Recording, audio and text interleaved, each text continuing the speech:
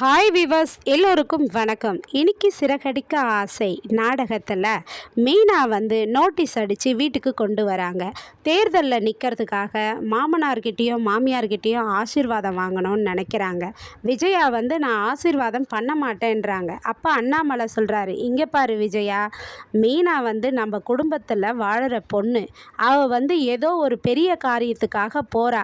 அவள் பூ சங்க வியாபாரி சங்கத்தில் தேர்தலில் நிற்கிறா. அவளை நம்ம ஆசீர்வாதம் பண்ணுறது தான் நல்லது. இப்போ நீ அவளை மதிக்கலைன்னா கடைசியில் உன்னை மதிக்கிறதுக்கு ஒரு ஆளும் இருக்க மாட்டாங்க. அவள் நம்ம வீட்டு மருமக, நீ அவளை மதித்து தான் ஆகணும். வா ஆசீர்வாதம் பண்ணு அப்படின்னு சொல்கிறாரு அண்ணாமலை.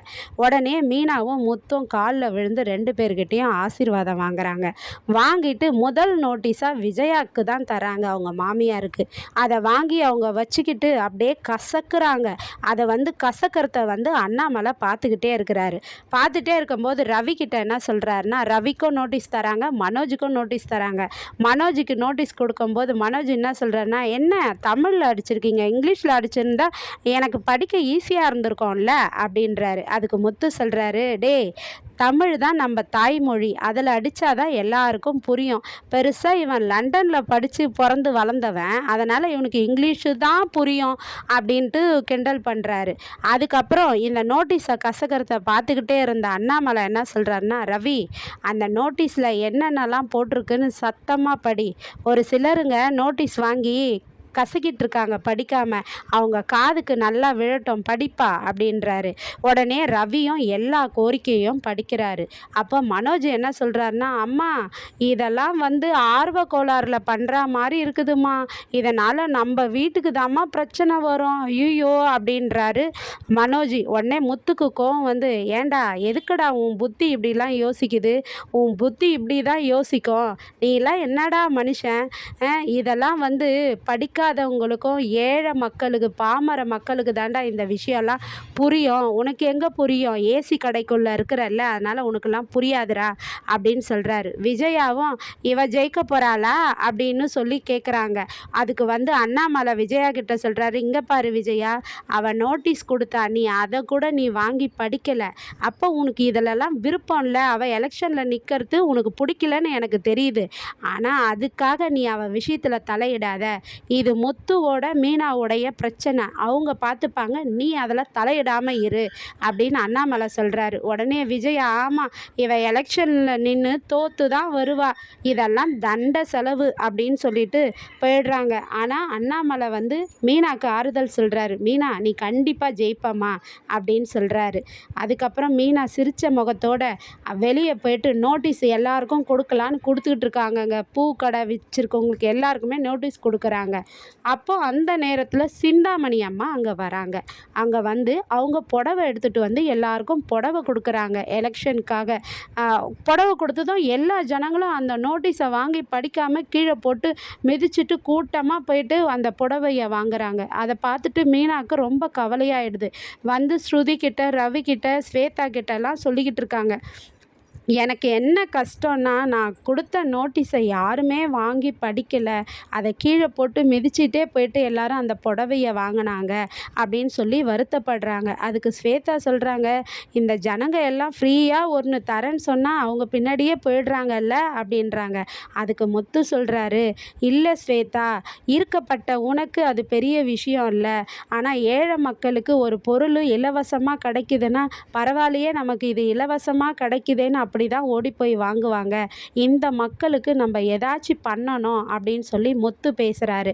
அப்போ மீனா சொல்கிறாங்க, ஏங்க என் கூட இருக்கிற அக்காங்க எல்லாருமே அவங்க குழந்தைங்கள டியூஷனுக்கு அனுப்ப முடியலன்னு ரொம்ப வருத்தப்படுறாங்கங்க அப்படின்னு சொல்கிறாங்க.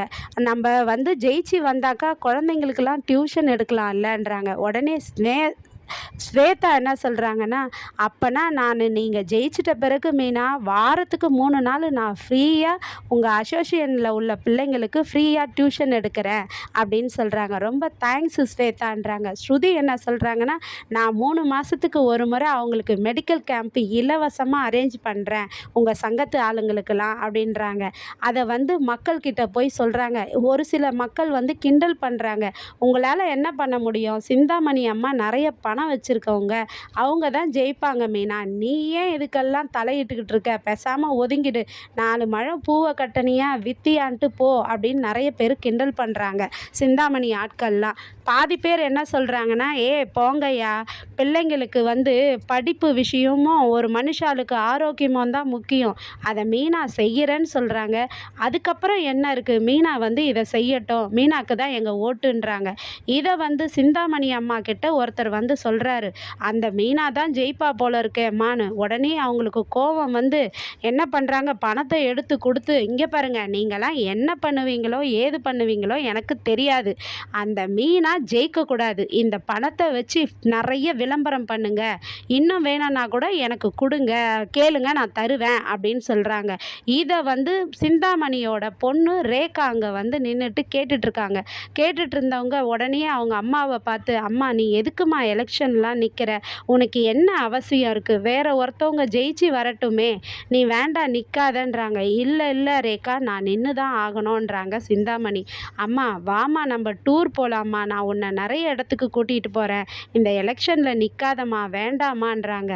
உடனே அவங்க என்ன சொல்கிறாங்கன்னா ரேகா கிட்ட, ரேகா கண்ணு, நீயும் எப்போ என்னை வெளியில் கூப்பிடுவேன் நானும் காத்துக்கிட்டு தான் இருக்கேன், ஆனால் நீ கூப்பிட்டு நான் வராமல் இருப்பேனா, உன் கூட வரணும்னா எனக்கு ரொம்ப சந்தோஷம், ஆனால் வந்து இந்த எலெக்ஷன் முடியட்டும், மறுநாளே நம்ம போகலாம், நான் இந்த எலெக்ஷனில் நின்னே ஆகணும், இது என் கௌரவ பிரச்சனை, அந்த மீனாவை நான் மண்ணை கவ்வ வைக்கணும் அப்படின்னு சொல்கிறாங்க. உடனே ரேகாவா, ஏம்மா நீ இப்படியெல்லாம் இருக்கிற அப்படின்றாங்க. இல்லை, அவள் அந்த குடும்பமே இதுவாக ஆகணும், அந்த குடும்பம் என்ன பெரிய எந்த குடும்பமா அப்படின்னு மானாவரியாக திட்டுறாங்க. அப்போ ரேகா என்ன சொல்கிறாங்கன்னா, உங்களுக்கு வந்து அம்மா நீங்கள் ஜெயிக்கணுன்ற எண்ணம் இல்லை, மீனாவை எப்படியாவது தோக்க வைக்கணுன்ற எண்ணம் தான் உங்களுக்கு இருக்குது, அந்த குடும்பத்தை பற்றி இவ்வளோ மட்டமாக பேசுகிறிய, நீ என்ன பெரிய ராயல் குடும்பமா, நீயும் சின்ன குடும்பத்திலேருந்து தானம்மா பூ கட்டி வளர்ந்து வந்த அப்படின்னு சொல்லிட்டு நான் போகிறேன்ட்டு கோவமாக பேசிட்டு போயிடுறாங்க ரேகா. உடனே சிந்தாமணி பிளான் பண்ணுறாங்க அவளை எப்படியாவது ஜெயிக்க விடக்கூடாதுன்னு. ஆனால் மீனா வர எலெக்ஷனில் ஜெயிப்பாங்களா இல்லையான்றத பொறுத்திருந்து பார்ப்போம். நன்றி, வணக்கம்.